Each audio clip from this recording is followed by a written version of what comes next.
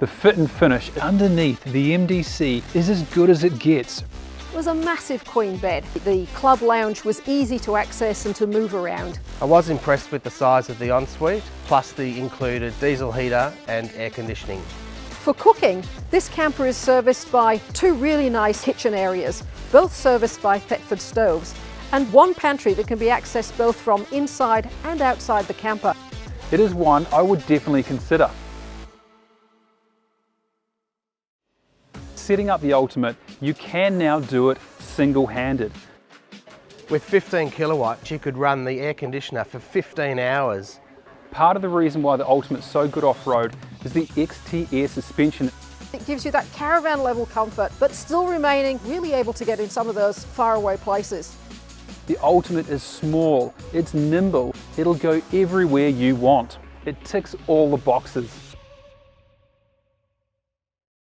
Valued at $47,600, this lightweight hybrid is packed full of features, making it ideal for off-grid adventure. This has got to be about the biggest amount of internal space that I've seen that's accessible for packing. There's certainly plenty of opportunity here to take those things away with you outdoors that you really need to have. 200 litres of water should get you about 10 days for a couple, with a family maybe a week or so. The TUFF track is actually perfectly set up for getting off the bitumen.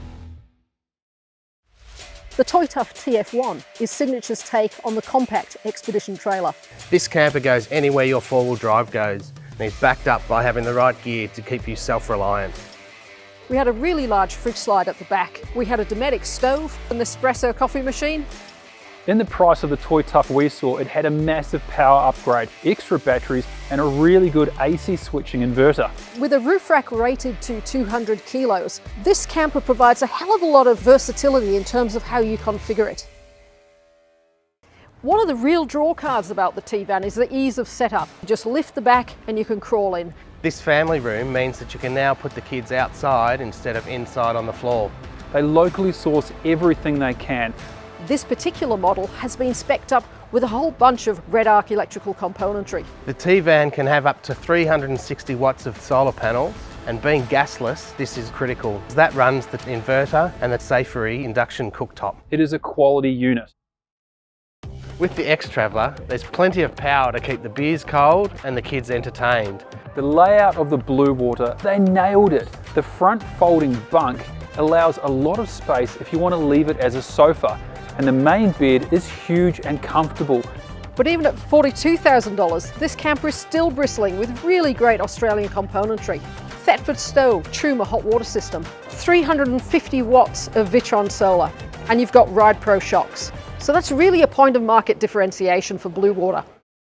The beauty of this style of camper is the sort of panoramic views that you get when you're sitting inside. This camper is pitched towards families due to the sleeping configuration. There's a simplicity about the pop-top configuration of the WAYFINDER that belies some fairly clever engineering. The chassis is robot welded, which I really like. It's then hot dip galvanized, so it should last near on a lifetime.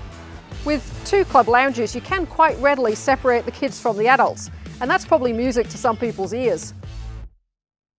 The OP13 is one of Opus's first hybrid campers, and this one has a new for 23 option pack, which adds a huge amount of value. The suspension on the Opus has been upgraded, really made them ideal for off-road conditions. It's one of those campers that really encourages full families to get out into the great outdoors. Bunk at the front and a more than queen size bed at the back. And I quite like the fact they had a 14-litre Truma hot water system. Having a lifetime warranty on the chassis also gives you the confidence to take the Opus further.